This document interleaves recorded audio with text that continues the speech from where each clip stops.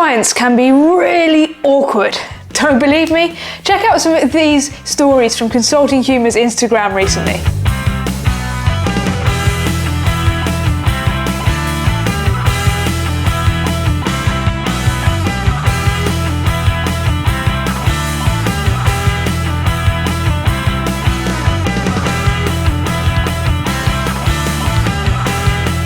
When you join consulting and you go to analyst school, they always have a module on stakeholder management. Often what they tell you is things like, don't be rude to the client, turn up on time, have attention to detail, don't speak too much and don't speak too little.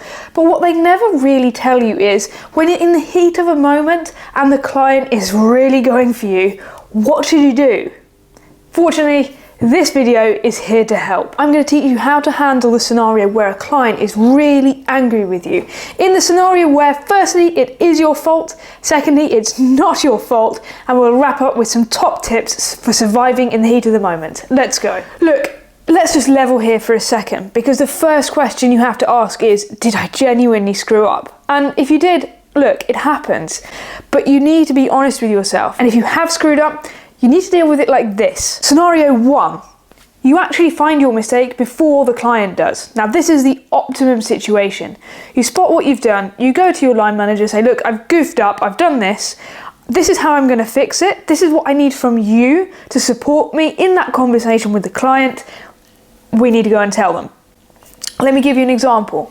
A few years ago, I was a release manager, I was in control of some capacity, and I had miscalculated some capacity, which meant I had overcommitted some deliverables to the client. I spotted my mistake, I went to my line manager and said, I've overcommitted on weeks ABC, however, I can recover it by either slipping these deliverables, or I can add more people to do the work to keep the original timelines, but I'll have to start projects 1, 2, 3 a little bit later. So I presented some options to my line manager. We agreed that these would be the options we would present to the client to show not only had we thought of a solution, we'd actually thought of multiple solutions, so we were totally in control, and then we would agree with the client which was the best way forward. This is the optimum scenario to be in. But look, it doesn't always go like this. Scenario 2 is where you did screw up, but you didn't see it in advance, and the client spots your mistake. Look, this is always going to be awkward. I've been in some excruciating meetings where the client has spotted that we've got an end date before a start date, and there's just nothing you can do to make that less awkward. Again, you have to, in that moment, own that mistake. I'm really sorry. I will take this away, recheck everything. I'll fix this and I'll recheck everything. And then I'm going to come back to you at the end of the day, or tomorrow morning, or whatever is a reasonable time frame to do the work properly.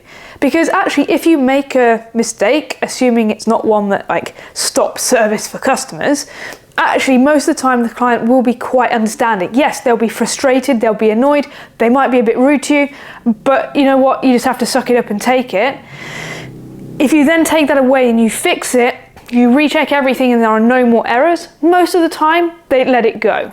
If, however, you try to rush the rechecking and the solution, and you either bring new errors that weren't there before, or you don't check properly and the client finds another error, that's when it's really bad. So you are better to tell a client you need to take a bit longer to do the job properly than to try to rush it through. These are awkward, it feels really uncomfortable.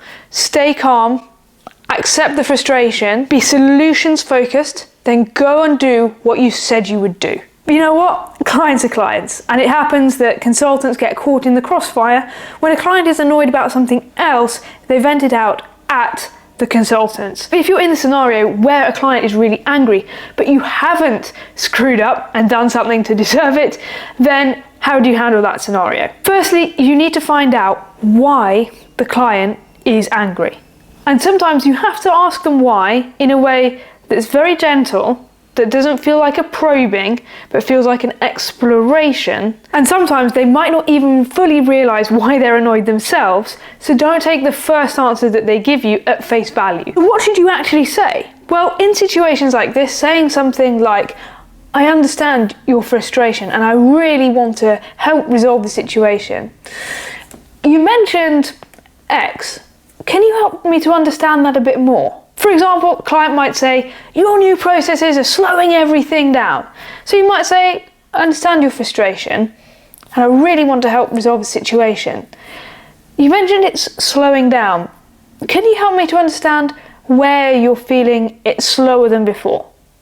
And then you listen to their response and you keep doing probing things like that until you get to the real root cause of the problem. As consultants, we often try to jump to the fixing part, but when you're in a situation like this, it's really important that when you ask the probing questions, you shut up.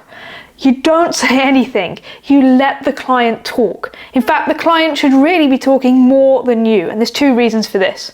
Firstly, everything they're saying is giving you valuable information and insight into what's going on in their mind, which will help you to ultimately come up with a solution.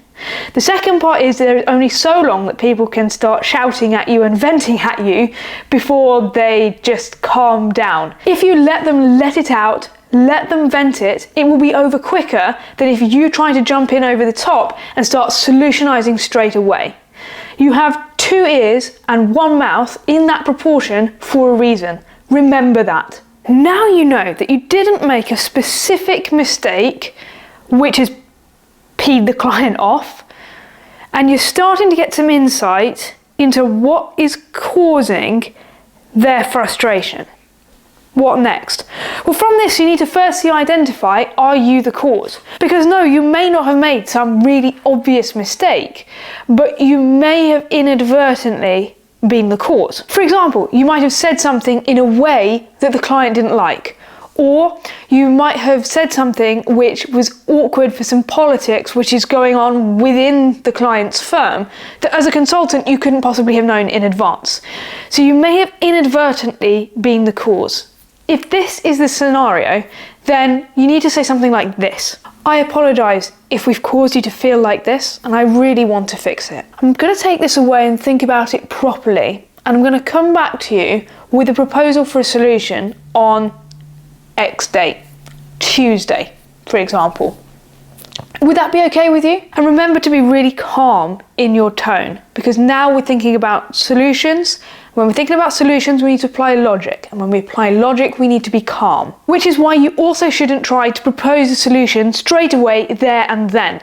The emotions are way too high from the client side, from your side, and you may not think things through properly, so you may suggest a solution that doesn't work or that might make something else worse. You need to step back and think about things properly. So just like my advice earlier in the video, don't commit to a time frame that is too condensed because you won't be able to think things through properly. Give yourself the time and the headspace to apply calm logic and come back to the client when everybody's just a little bit calmer. Now we come to our final scenario. You've talked to the client, you understand the root cause, and you know what? You weren't any part of causing this. It's something else altogether. For example, it could be another team or another person in their organisation that is causing this, or a process that you haven't had any part of that is causing their frustration.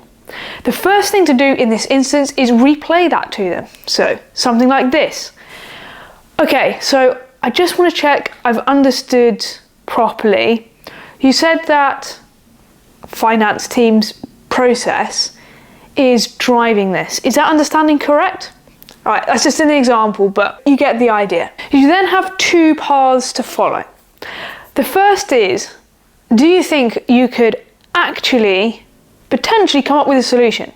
Whether that is part of your current scope of work or whether it's a change request into your scope of work, is it something that you genuinely think you have the expertise either for you as an individual or within your team or your firm to actually genuinely be able to help them? If the answer is yes, then you can say something like, okay, I understand that. Now I know this is a little bit different to our current project, but I may know some people who might be able to help. So if you're happy, I'd love to take this away, chat to some of my colleagues and come back to you on X date with some ideas that could help you. Would that be okay with you? Remember, don't commit to being able to solve their problem because you don't know that you can. And especially if this is outside the scope of your project, don't start bringing in scope creep by just trying to please the client. Remember to make that line between not overcommitting, but also being helpful and showing that you're listening and can add some value. And sometimes you can actually find that you sell some follow-on work or you sell some additional work off the back of it. To that end, the client wins, the firm wins, and everyone's a winner. But if you don't think this is a problem that you or your firm can really solve and it's outside of your project scope, then you need to say something like, okay, I understand now.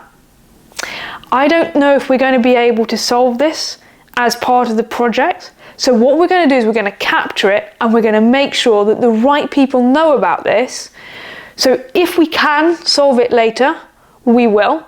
But it is properly captured and documented so that something can be done about it in the future. How does that sound to you? Here what you're doing is you're showing your client that you're listening to them, you understand their situation, but you are not committing to doing or solving something that you don't know you can do. This was a whistle-stop tour of the key scenarios where clients can be really angry with you and what to do about it. So let's just summarize the top tips before we wrap up. Okay.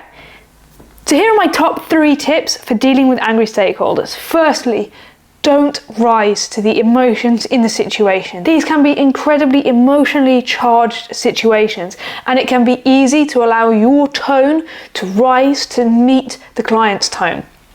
It can be easy to allow yourself to get upset in that situation, but try as hard as you can just to remain calm. Even if you stop listening to the client for a moment and you just focus on your breathing, or you focus on a point in the room, whatever it is you need to do to stay calm, to be rational. Most of the time, clients, just like any of us, get frustrated, and consultants are often just the easiest first outpouring for that emotion. I'm not saying that's right, I'm not saying that's pleasant, but it's kind of just how it is. The calmer you can stay, the better. But my second tip is that there's actually one exception to this rule. Now, for example, I used to work as a release manager deploying customer-facing features on behalf of the client. Sometimes it would go wrong. Now, in scenarios where you've got production issues and it's customer-facing and the client's really angry, at that point you actually do need to elevate your tone, and you basically need to say to the client, yeah, I really agree with you that this is super important and I'm going to get it fixed, and I am doing ABC to make sure that we are working super hard to get everything fixed. And you almost need to match the tone of the urgency to show the client you care as much as they do. And my third tip is, if you have genuinely made a mistake, don't try to conceal it, right? It's like a dog that does a poo on the carpet and it tries to cover it up with the blanket. You can still smell dog poo, right? It's the same here. If you've made a mistake, own that mistake, own fixing that mistake, and it won't necessarily be easy, but everyone will think much better of you than if you try to ignore it. For what it's worth, I think that stakeholder management and client management, particularly in these difficult, heated situations, is the hardest thing about being a consultant, and there is almost no training that you seriously get before you're put into those situations. Most of the time you have to learn the hard way. But thanks to this video, you don't. If you've got any of your own advice and tips you want to share with people, please drop them in the comments below. I would love to see them. I hope you found this video useful. I hope it helps you next time you're in a difficult client situation. If it does, please give it a like, and if you like this type of content, feel free to subscribe and hit the notification bell, because we do a lot more like this. Thank you so much for watching. We'll see you in the next one.